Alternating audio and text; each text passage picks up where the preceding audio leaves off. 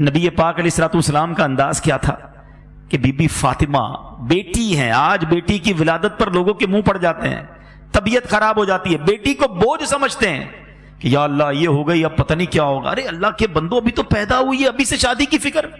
جس رب نے بیٹی دی ہے وہی انتظام کرے گا نا، وہ خالق ہے، وہ مالک ہے، وہ رازق ہے۔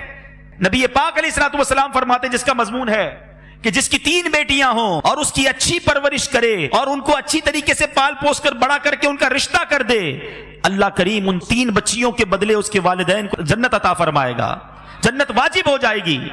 صحابی رسول نے عرض کی حضور اگر کسی کی 2 بیٹیاں ہوں؟ اللہ کے حبیب فرماتے 2 بیٹیاں ہوں تب بھی جنت واجب ہو جائے گی۔ جب پہلی بار میں یہ حدیث پڑھ رہا تھا نا، میں سوچنے لگا میری تو 1 بیٹی ہے۔ صحابہ بھی کمال کے تھے، یقین کرو ہمارے کام آسان کر دیے۔ اسی حدیث کا اگلا جز تھا، صحابی رسول پوچھتے ہیں حضور اگر 1 بیٹی ہو تو؟ اللہ کے حبیب فرماتے 1 بیٹی ہو تب بھی جنت واجب ہو جاتی ہے۔ ارے بیٹی تو جنت میں لے جانے والی ہے، اور تمہیں بیٹی ہو گئی تو پریشانی ہو گئی، موڈ آف ہو گیا، میاں بیوی میں لڑائی جھگڑے۔ ارے عورت کے ہاتھ میں ہے کیا بیٹی پیدا کرنا؟ لوگ طلاق دے دیتے اس بات پر کہ نہیں جناب بچیاں ہی پیدا کر رہی ہے۔ ارے اللہ کے بندو، اللہ کی بارگاہ میں سجدہ شکر ادا کرو، بے اولاد تو نہیں ہو۔ 20 سال ہو گئے لوگوں کی شادیوں کو اولاد نہیں ہوتا، اور اولاد ہو گئی تو تم موڈ خراب کر رہے ہو۔ نبی پاک علیہ السلام کا اپنی صاحبزادی سے انداز کیا تھا، بلکہ ایک پہلے حدیث سن لو، ان تمام لوگوں کے لیے زبردست چوٹ ہے۔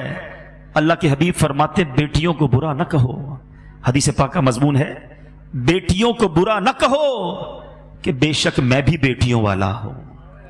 اللہ کے حبیب نے اپنے آپ کو صلی اللہ علیہ وسلم بیٹیوں والا کہا، اور فرمایا یہ تو ماں باپ کے لیے بڑی محبت والیاں ہوتی ہیں۔ اور میرے میٹھے اسلامی بھائیوں، نبی پاک کا کیا ایٹیٹیوڈ تھا۔ خاتون جنت بی بی فاطمہ، نبی پاک اگر بیٹھے ہوتے اور بی بی فاطمہ آتی تو نبی پاک کھڑے ہو جاتے، بیٹی کے لیے کھڑے ہو جاتے، اپنی بیٹی کا ہاتھ چومتے۔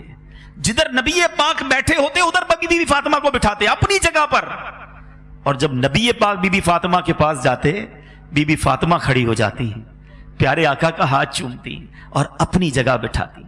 یہ ہے میرے آقا کی سیرت۔ سیکھو نا کہ بچوں سے پیار کیسے، بچیوں سے پیار کیسے۔